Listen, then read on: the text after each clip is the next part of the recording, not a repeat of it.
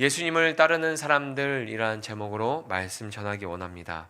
오늘 이 말씀은 우리가 굉장히 익숙한 말씀이죠. 어렸을 때부터 우리가 찬양으로 불렀던 사람을 낚는 어부로 예수님이 베드로를 부르신 이야기. 이 말씀이 오늘날 우리에게 다시금 복음이 되어서 전해지는 시간이 되었으면 좋겠습니다. 저는 이 말씀 준비하면서 또 저는 막 은혜를 많이 받았거든요. 막 너무 막 그 은혜와 그 말씀을 준비할 때 너무 좋다 막 이러면서 말씀을 받는데 그 은혜가 제가 받은 은혜가 동일하게 좀 전달이 됐으면 좋겠어요. 누가복음에서는 예수님은 하나님께 보냄을 받은 사람으로 기록되어 있죠. 예수님은 하나님께 기름 부음을 받고 이 땅에 보내심을 받은 분입니다. 하나님께서 예수님을 이 땅에 보내신 목적이 무엇일까요? 누가복음 4장에 보면 이런 말씀들이 있습니다. 18절부터 보겠습니다. 주의 성령이 내게 임하셨으니 이는 가난한 자에게 복음을 전하게 하시려고 내게 기름을 부으시고 나를 보내사. 예수님 왜 보내셨습니까? 가난한 자에게 복음을 전하게 하시려고 기름 부음을 받으시고 이 땅에 오신 겁니다. 포로된 자에게 자유를, 눈먼 자에게 다시 보게 함을 전파하며 눌린 자를 자유롭게 하고 주의 은혜의 해를 전파하게 하려 하심이라 하였더라. 43절에는 이렇게 기록하고 있습니다. 예수께서 이르시되 내가 다른 동네들에서도 하나님의 나라 복음을 전하여야 하리니 나는 이 일을 위해 보내심을 받았노라 하시고. 아멘. 예수님은 하나님께 보냄을 받은 분입니다. 무엇을 위해서요? 하나님 나라의 복음을 전하기 위해서. 혼자 하나님 나라의 복음을 전파하시던 예수님께서 드디어 동역자를 부르십니다. 오늘 말씀의 내용이죠. 하나님 나라의 복음을 함께 전할 사람들을 부르십니다. 예수님이 하나님 나라에서 이 세상으로 보냄을 받은 분이라면 제자들이나 우리는 하나님 나라로 부르심을 받은 사람들입니다. 내 삶에 예수님이 오시면 하나님의 나라가 시작됩니다. 내 삶에 예수님이 오시면 어떠한 삶이 시작된다고 이야기했습니까? 버라이어티한 삶이 시작되는 거죠. 베드로는 밤새도록 수고했지만 아무것도 잡지 못했습니다. 작은 물고기 한 마리도 잡지 못했습니다. 그런 베드로의 모습은 단면적으로 예수님이 없는 인생의 쓸쓸함, 슬픔과 괴로움을 보여줍니다. 인생에서 밤이 새도록 모든 능력과 시간을 사용했지만 열매가 없는 것처럼 고통스러운 것은 없습니다. 여러분 생각해 보십시오. 내가 삶에서 나의 모든 능력을 다 힘써 쥐어짜서 모든 시간 노력했는데 아무것도 얻지 못한다면 그 인생처럼 고통스러운 게 없는 거죠. 그것이 예수님이 없는 인생에서 겪는 비참함입니다. 요한복음 15장 4절에서 5절에 보면 이런 내용이 있습니다. 내 안에 거하라 나도 너희 안에 거하리라. 같이 읽겠습니다. 시작. 내 안에 거하라 나도 너희 안에 거하리라. 가지가 포도나무에 붙어있지 아니하면 스스로 열매를 맺을 수 없음같이 너희도 내 안에 있지 아니하면 그러하리라. 나는 포도나무여 너희는 가지라. 내가 그 안에 거하면 사람이 열매를 많이 맺나니 나를 떠나서는 너희가 아무것도 할 수 없음이라. 아멘. 예수님께서 뭐라고 말씀하십니까? 가지가 포도나무에 붙어있지 아니하면 스스로 열매를 맺을 수 없음같이 너희도 내 안에 있지 아니하면 그러하리라. 근데 이 베드로가 밤새 수고하고 그물질을 했는데 아무것도 작은 물고기 한 마리조차 얻지 못한 것이 단면적으로 예수님이 없는 인생의 모습들을 보여주고 있는 거죠. 아무리 밤새 노력하고 수고해도 아무것도 얻지 못하던 그 인생. 그런데 예수님이 베드로의 배에 오르시자 그의 인생에 놀라운 일이 일어납니다. 그물이 찢어질 정도로 많은 물고기를 잡아 올립니다. 그리고 베드로의 배뿐만이 아니라 옆에 있는 배까지도 가득 차서 배가 물에 잠길 정도로 가득 찼다고 기록하고 있습니다. 내 삶에 예수님이 오시면 빈수레처럼 시끄럽고 흔들리던 인생이 평온하고 풍족함을 누리게 되는 것이죠. 하나님의 은혜로 가득 차서 그 은혜 가운데 평온함과 풍족함을 누리게 되는 겁니다. 예수님이 내 삶에 오시면 빈 배가 가득 채워지는 큰 은혜를 누리게 됩니다. 여러분의 그 인생에도 예수님이 오셔서 여러분의 삶에 그 부요함을 누리는, 하나님 나라의 부요함을 누리는 인생이 되시기를 축복합니다. 아멘이십니까? 우리 다 같이 아멘 한번 할까요? 축복합니다. 네, 그 은혜를 경험한 사람들은 어떻게 될까요? 정말 내 인생에 너무 쉽게 요동치고 아무것도 채워지지 않은 그 인생, 빈수레처럼 쉽게 흔들리고 시끄러운 소리만 나는 그 인생에 예수님이 찾아오셔서 가득 채워지는 은혜, 부유한 은혜, 어떠한 것으로도 모든 것에 하나님에 대한 기쁨과 감사함을 겪는 그 은혜를 경험한 사람들은 어떻게 될까요? 내 삶에 오신 예수님을 따르는 삶으로 나아가게 되는 거죠. 그 은혜를 주신 예수님을 향하여 나아가게 되는 겁니다. 예수님께서 베드로를 부르십니다. 이제부터는 너는 사람을 낚는 어부가 될 것이다. 예수님이 하나님의 나라를 위해서 이 땅에 오신 것처럼 베드로를 하나님의 나라를 위해서 이 땅을 살아가게 부르셨습니다. 하나님 나라의 복음을 전하는 자로 부르셨습니다. 부르심을 받을 때 베드로가 어떻게 했습니까? 망설이지 않고 모든 것을 버리고 예수님을 따릅니다. 모세가 하나님의 부르심을 받을 때처럼 반응하지 않았어요. 네? 제가요? 배를 버리고요? 그렇게 하지 않았잖아요. 내가 너를 사람을 낚는 어부가 되게 하리라, 나를 따르라 이렇게 말씀하셨을 때 네, 알겠습니다 하고 순종했어요. 그의 삶에 하나님의 나라가 시작된 겁니다. 오늘 말씀을 보면 예수님을 따르는 사람에게 두 가지 특징이 나타납니다. 몇 가지 특징이요? 두 가지 특징이 나타납니다. 첫째, 예수님께서 누구인지를 깨닫고 내가 누구인지를 깨달은 사람만 예수님을 따라갑니다. 그냥 아무나 예수님 따라가는 게 아니에요. 예수님이 누구인지를 깨닫고 내가 누구인지를 깨달은 사람만 예수님을 따라갑니다. 내 삶에 오신 예수님을 만난 베드로가 고백하는 게 무엇입니까? 주여 나를 떠나소서 나는 죄인으로소이다. 베드로는 자신의 죄를 고백하면서 무릎 꿇고 예수님께 이렇게 말하죠. 주여 나를 떠나소서 나는 죄인입니다. 예수님은 이 땅에 죄인을 부르러 오셨습니다. 그들을 회개시키려고 오셨습니다. 그런데 베드로가 예수님 만나서 회개하는 모습을 보면 조금 의아하게 느껴져요. 안 그러세요? 저는 이 성경을 보면은 갑자기 베드로가 무릎 꿇고 주님 나는 죄인입니다 나를 떠나소서 이렇게 말하는 게 저는 의아하게 느껴졌었거든요. 여러분 빈 배에 물고기를 많이 잡아 올리니까 갑자기 죄인이라고 고백합니다. 죄를 회개하는 거예요. 많은 물고기를 잡아 올리니까 회개하는 거예요. 이런 장면이 저는 조금 의아하게 느껴졌습니다. 어부가 물고기를 많이 잡으면 기뻐해야 되는 거잖아요. 그렇죠? 우리가 낚시를 하거나 인터넷에 보면 낚시를 하거나 그런 것들을 좋아하는 분들이 낚시를 해서 물고기 한 마리만 큰 거 건져 올려도 어떻게 합니까? 사진을 찍어서 박제하잖아요. 큰 기쁨으로 그 업적을 남겨두잖아요. 근데 베드로는 그물이 찢어질 정도로 많은 고기를 잡았습니다. 하지만 기뻐하는 게 아니라 무릎을 꿇고 가슴을 치며 자기의 죄를 고백하고 회개합니다. 도대체 베드로에게 어떤 일이 일어났을까요? 도대체 이 예수님께서 예수님을 만난 그 짧은 순간 어떤 일이 베드로에게 있었기에 베드로가 무릎을 꿇고 주여 나는 죄인입니다 나를 떠나소서 했을까요? 보통 사람 같으면 어떻게 하겠어요? 우와 횡재했다 막 이러면서 내 배에 이렇게 물고기 가득 차다니 이제 이걸로 배를 좀 업그레이드 시키고 집에 어떠한 가전을 장만하고 이런 생각을 하지 않겠어요? 근데 그 일 앞에서 어떠한 생각도 하지 않고 그냥 무릎 꿇고 자기의 죄를 고백하고 회개하는 거예요. 그 큰 은혜 앞에 빈 배가 물고기로 가득 차는 그 은혜 앞에 자기의 죄를 고백하고 회개하는데 도대체 베드로에게 어떠한 일이 있었길래 이렇게 베드로가 회개하는 걸까요? 오늘 본문 3절에 보면 이런 말씀이 있습니다. 예수께서 한 배에 오르시니 그 배는 시몬의 배라. 육지에서 조금 떼기를 청하시고 앉으사 배에서 무리를 가르치시더니 아멘. 예수님은 자신을 따라다니는 무리에게 계속해서 말씀을 가르치셨어요. 예수님이 눈 뜨면 항상 눈앞에 무리들이 있었어요. 계속 어디를 가든지 그 무리들이 따라다녔는데 그 무리에게 쉬지 않고 예수님이 하신 일이 무엇이었냐면 말씀을 가르치시는 일이었습니다. 그리고 베드로의 배에 오르셔서도 무리에게 말씀을 가르치셨습니다. 생각해 보세요. 아마도 어떤 지형적인 것과 바람을 이용해서 많은 사람에게 예수님의 목소리가 들리도록 무리에서 말씀을 가르친 것 같아요.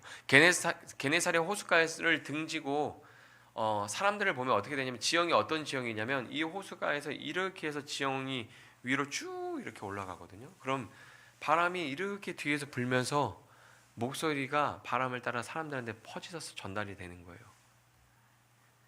그래서 아마도 예수님이 호숫가에 배를 띄우고 거기서 바람을 등지고 육지를 바라보면서 말씀을 가르치신 것 같습니다. 그때 예수님이 사람을 가르치실 그때에 베드로도 함께 말씀을 들었습니다. 그런데 여러분 한번 상상해 보세요. 저를 한번 보시겠습니까? 예수님께서 무리를 향해서 말씀을 가르치실 때 이렇게 막 말씀을 가르치시잖아요. 말씀을 가르치실 때 베드로는 어디에 있었을까요? 어디에 있었을까요? 막 수영하고 있어요? 막 잠수해가지고 물고기 한 마리 잡으려고 막 그러고 있어요? 아니죠. 그 배에 앉아 있었어요. 예수님 말씀을 가르치시고 있을 때 제가 봤을 때는 예수님 뒤에서 이렇게 뒤에서 예수님 말씀 가르치시는 것을 이렇게 앉아서 보고 있었을 거예요. 근데 그때 예수님 말씀을 뒤에서 들을 때 어떻게 했을까요? 예수님의 말씀을 듣고 예수님이 가르치는 그 복음을 듣는 사람들의 얼굴과 그들의 반응을 살펴볼 수 있었겠죠. 예수님 말씀하실 때마다 그들에게 반응이 일어나고 그들의 모습이 변하고 얼굴에 기쁨이 가득 차게 되는 것을 보았을 거예요. 이 말씀을 보면서 저는 이런 생각이 들었습니다. 말씀이 선포되는 예배 자리에 어떠한 마음, 어떠한 자세로 있는지도 매우 중요하지만 더 중요한 게 있습니다. 빈 마음이어도 말씀이 선포되는 자리에 있는 게 중요합니다. 빈 마음이어도 예배 드리고 싶은 마음이 없는 그런 빈 마음이어도 예배 자리에 앉아 있는 게 중요합니다. 그러면 베드로의 배가 물고기로 가득 찼던 것처럼 우리의 빈 마음에 큰 은혜가 부어질 겁니다. 말씀이 선포되는 자리, 말씀을 가르치는 자리에 그 중심에 있지 않고 구석에 숨고 사이드에 숨고 목사님의 얼굴이 보이지 않는 자리에 숨어도 말씀이 들리는 자리에 있어야 합니다. 그 말씀에 능력이 있고 그 말씀을 통해서 변화가 일어나기 때문입니다. 베드로는 밤새 수고해도 열매가 없는 인생에서 많은 열매를 얻는 인생이 됩니다. 요즘 말로 쪽박 인생에서 대박 인생이 됩니다. 하나님의 부르심은 우리를 부요한 삶으로 인도하시죠.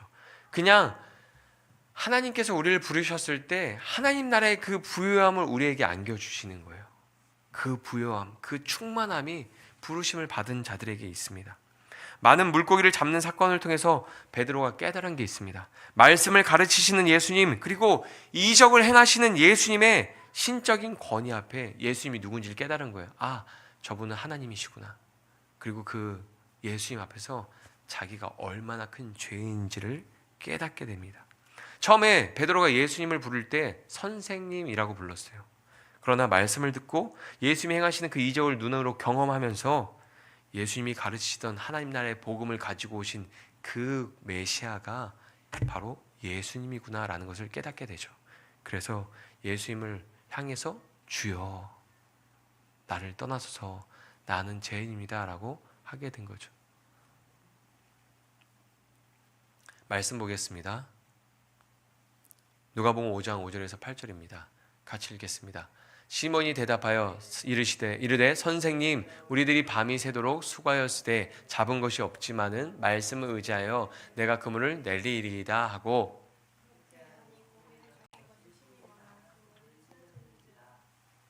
다른 배에 있는 동무들에게 손짓하여 와서 도와달라 하니 그들이 와서 두 배의 체험에 잠기게 되었더라. 시몬 베드로가 이를 보고 예수의 무릎 아래 엎드려 이르되 주여 나를 떠나소서 나는 죄인이로소이다 하니 아멘. 예수님을 따르는 사람의 첫 번째 특징이 무엇입니까? 예수님이 누구인지를 깨닫고 내가 누구인지를 깨닫는 겁니다. 내 죄를 해결해 주실 유일한 구원자, 나의 죄의 문제를 해결해 주시고 나에게 생명을 주실 구원자, 그 유일한 분, 어떠한 사람으로도 대체할 수 없는 유일한 구원자, 그 예수님을 만나면 그분을 따라가게 되는 거죠. 내 삶의 모든 것을 다 버리고서라도 그분을 따라가야 되는 거죠. 생명이 그분에게 있기 때문이에요. 능력이 그분에게 있기 때문입니다. 예수님을 따르는 사람의 두 번째 특징이 있습니다. 두 번째 특징은 무엇이냐? 모든 것을 버려두고 예수님을 따릅니다. 오늘 본문 11절 말씀입니다. 그들이 배들을 육지에 대고 모든 것을 버려두고 예수를 따르니라. 모든 것을 버려두고 예수를 따르니라. 어부인 베드로가 배와 그물을 버리고 예수님을 따랐습니다. 모든 것을 버려야 예수님을 따를 수 있다는 말을 우리는 많이 들었죠. 여러분, 예수님을 만났습니까? 예수님의 부르심을 받았습니까? 그럼 모든 것을 버리고 예수님을 따르십시오. 그 말을 우리는 많이 들었죠. 예수님을 따를 때 모든 것을 버리고 그 손으로 예수님의 옷자락을 붙들고 예수님을 따라가야 됩니다. 이런 말씀을 우리가 많이 들었거든요. 그런 말을 들으면 자신의 소유를 가난한 자들에게 나누어 주지 못했던 부자 청년이 떠오릅니다. 그러면서 어떤 생각이 드냐면 죄책감이 들어요. 내가 아직 버리지 않은 게 너무 많구나. 내가 아직 온전히 예수님을 따르지 못하고 있구나. 그런 죄책감이 들 때가 있습니다. 우리가 무언가 버려야 제대로 신앙생활을 할 수 있는 것처럼 오해하게 되죠. 그런데 정말 중요한 것은 베드로가 모든 것을 버려두고 예수님을 따랐다는 의미를 잘 해석해야 됩니다. 모든 것을 버렸다는 것은 삶의 모든 것을 예수님께 맡기는 삶이 되었다는 의미입니다. 예수님을 따르는 사람의 두 번째 특징은 뭐예요? 삶의 모든 것을 예수님께 맡긴 사람입니다. 모든 것을 버리고 예수님을 따랐다는 그 의미를 재해석해야 돼요. 어떻게 해요? 삶의 모든 것을 예수님께 맡긴 사람이 되었다는 것이죠. 밤새 수고했지만 아무것도 잡지 못한 베드로가 예수님을 만나고 많은 물고기를 잡았습니다. 그가 평상에 의지하던 그 그물을 붙들고 사는 것보다 예수님을 의지하며 사는 것이, 예수님의 말씀을 붙들고 그 능력을 붙들고 의지하며 사는 것이 더 지혜이고 능력의 삶이 아닐까요? 그렇죠?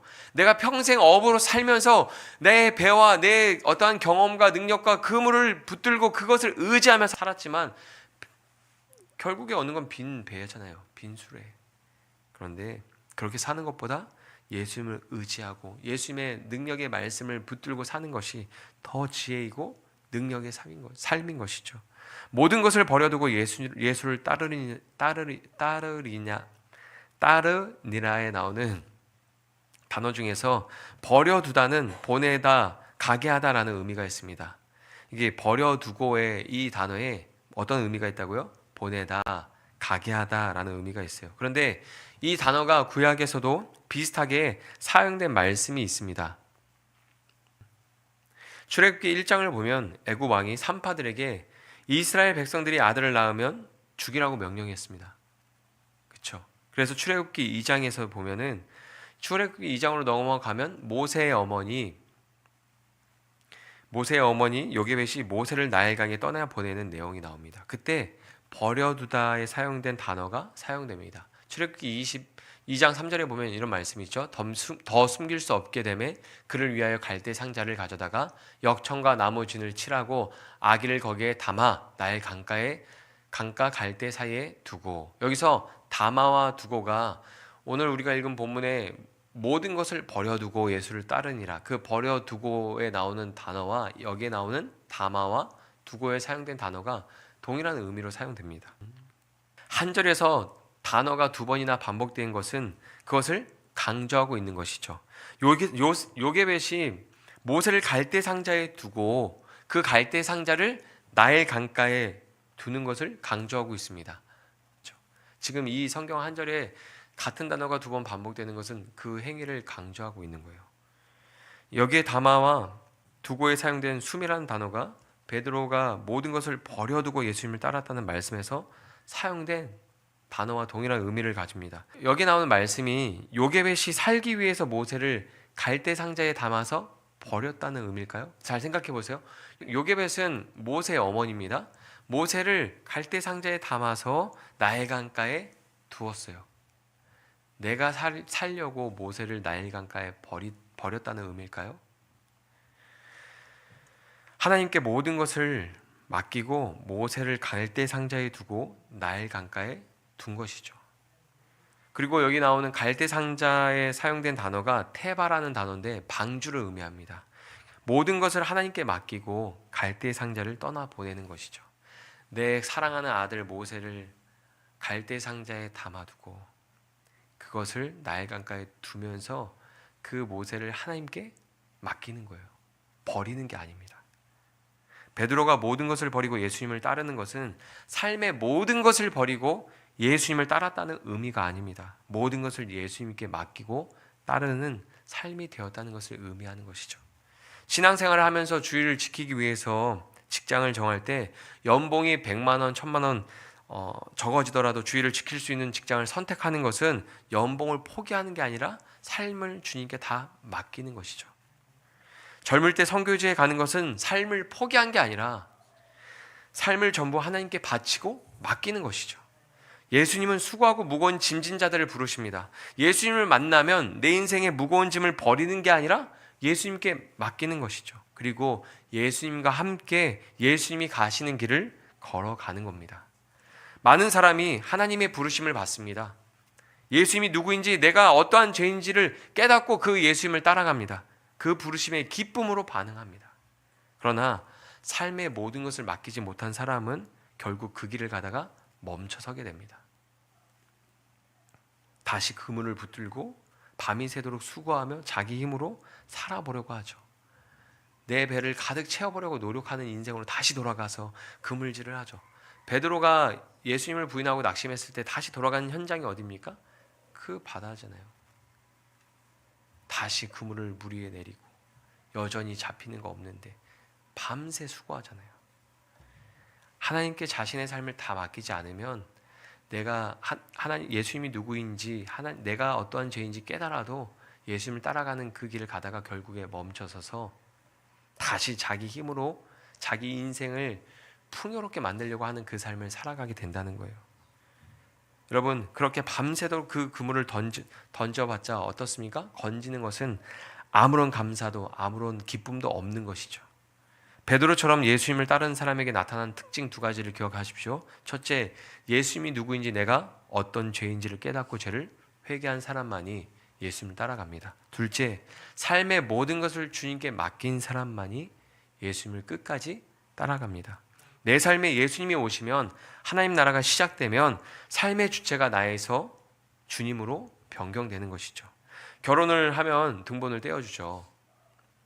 결혼해서 혼인신고를 하고 등본을 떼기 전에 어떻습니까? 각자의 이름이 부모님 아래에 들어가 있죠. 그런데 혼인신고를 하면 내 이름이 배우자 아래에 들어가게 됩니다. 내 삶에 예수님이 오시면 이 인생의 주체가 나에서 주님으로 변경되는 거죠. 내 이름이 주님 아래에 들어가게 되는 것이죠. 그때 비로소 풍요로운 하나님의 나라를 경험하고 살게 되는 거예요. 내 힘으로 사는 것이 아니라 내 이름 위에 있는, 내가 기속된 나의 주인 되시는 주님 예수님의 능력으로 사는 거예요. 그 예수님으로 인해서 풍족한 삶을 살게 되는 거죠. 내가 배를 타서 노를 젓고 내가 인생을 살았었는데 이제는 그 배 앞에 누가 계시는 거예요? 예수님이 계신 거예요. 근데 우리가 삶을 다 맡기지 않으면 예수님 그 배에서 밀어버리고 물에 빠뜨리고 이제 자기가 노젓고 자기 인생 살겠다고 나가게 되는 거죠.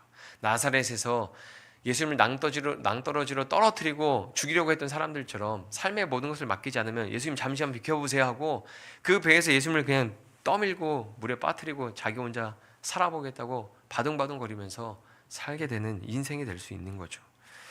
여러분, 삶의 모든 것을 주님께 맡기고 예수님을 따라가십시오. 삶의 모든 것을 맡기고 예수님을 따를 때 비로소 내 삶에 찾아온 그 하나님의 나라를 보게 되는 거예요. 누리게 되는 겁니다. 여러분, 밤새 수고해도 아무것도 얻지 못한 베드로는 예수님이 자신의 배에 오르신 후에 하나님의 나라를 경험하게 됩니다. 베드로가 모든 것을 버려두고 예수님을 따라갈 수 있었던 것은 그의 삶에 하나님의 나라가 시작되었기 때문이에요. 그런데 그 하나님의 나라가 어디에서 시작되었는지 아세요, 여러분? 아주 작은 순종에서 시작됩니다. 오늘 본문 3절에 보면 이런 내용이 있죠. 예수께서 한 배에 오르시니 그 배는 시몬의 배라 육지에서 조금 떼기를 청하시고 앉으사 배에서 무리를 가르치시더니, 여기 조금이라는 단어가 성경에서는 적은, 작은이라는 의미로 많이 사용되었습니다. 어부인 베드로에게 배를 육지에서 조금 떼는 것은 어려운 일이에요, 쉬운 일이에요? 어부입니다. 베테랑이에요. 육지에서 배를 조금 떨어뜨리는 거 어려운 일일까요, 쉬운 일일까요? 제가 해도 할 수 있는 일이에요. 어부가 아니어도 그냥 노 젓는 걸로 툭 밀면 떨어져 나가거든요. 모세가 지팡이를 던지는 것처럼 육지에서 조금 배를 떼는 것은 쉬운 일입니다. 그런데 그 작은 일에 순종한 베드로에게 하나님의 나라가 시작되는 거예요. 여러분, 베드로가 배를 조금 떼는 일이 쉬운 것 같죠? 여러분, 예수님이 갑자기 나타나서 여러분이 베드로인데 자, 배를 육지에서 조금 떼어주세요 이렇게 하면 여러분, 예, 알겠습니다 하고 순종할 것 같죠? 아니요, 이거 굉장히 어려운 일이에요. 만약에 예수님이 우리에게 찾아오셔서 배를 사용할 테니 조금만 육지에서 떼어달라고 하면 저는 거절할 겁니다. 여러분도 아마 거절할 수도 있어요. 왜요? 밤이 새도록 수고했는데 아무것도 잡지 못했거든요. 베드로는 체력적으로도 너무 힘들고 무거운데, 몸이 막 무거운데 정신적으로도 큰 좌절을 겪은 상태였을 겁니다. 내가 밤새 노력했는데 아무것도 얻지 못했다니. 그런데 예수님이 오셔서 땅에서 배를 조금 떼어달라고 요청하자 순종합니다.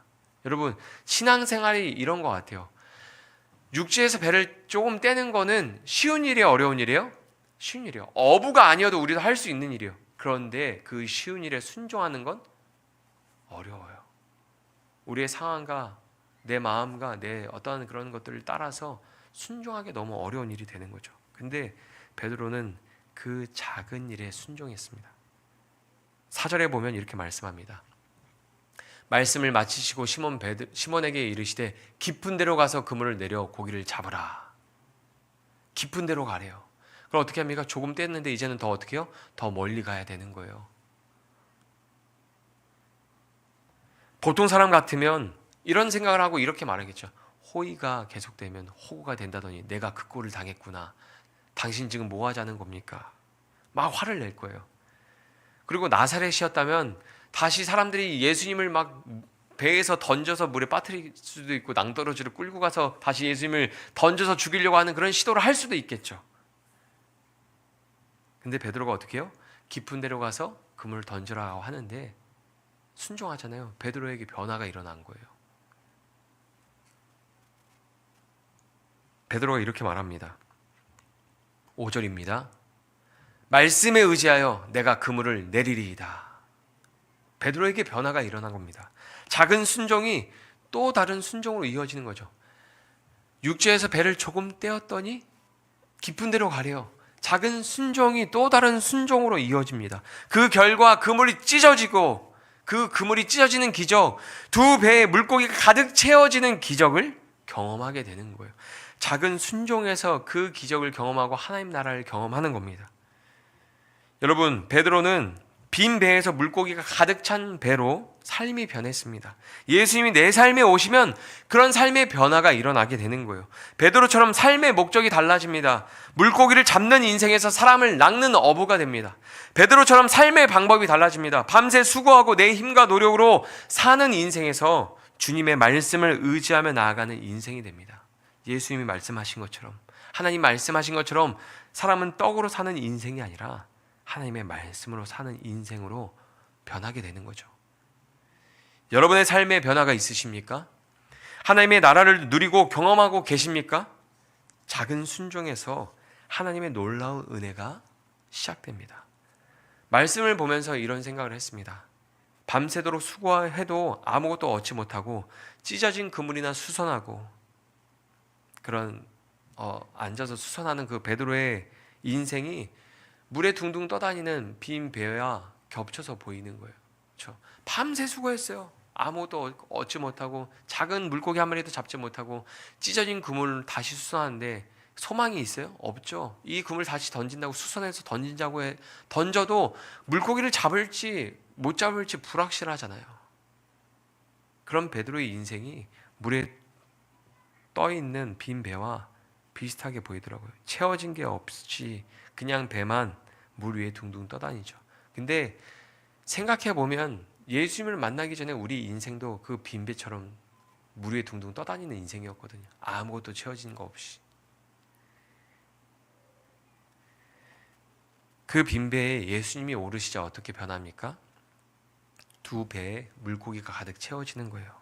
베드로만 충만해지는 게 아니라 다른 배도 충만해집니다. 우리의 삶에 예수님이 오시면 내가 충만해지는 것은 당연한 일입니다. 우리에게 주시는 하나님의 은혜는 나를 충만하게 할 뿐만이 아니라 나의 가정과 가까운 이웃, 교회 공동체도 충만하게 하시는 크신 은혜죠. 넘쳐나는 은혜입니다. 우리의 구주 되시는 주님께 삶을 맡기고 모든 것을 맡기고 예수님을 따르는 삶으로 변화되시기를 축복합니다. 여러분, 우리의 구주 되시는 주님께 우리의 모든 것을 맡기고 그 예수님을 따르는 삶이 되시기를 축복합니다. 기도하겠습니다.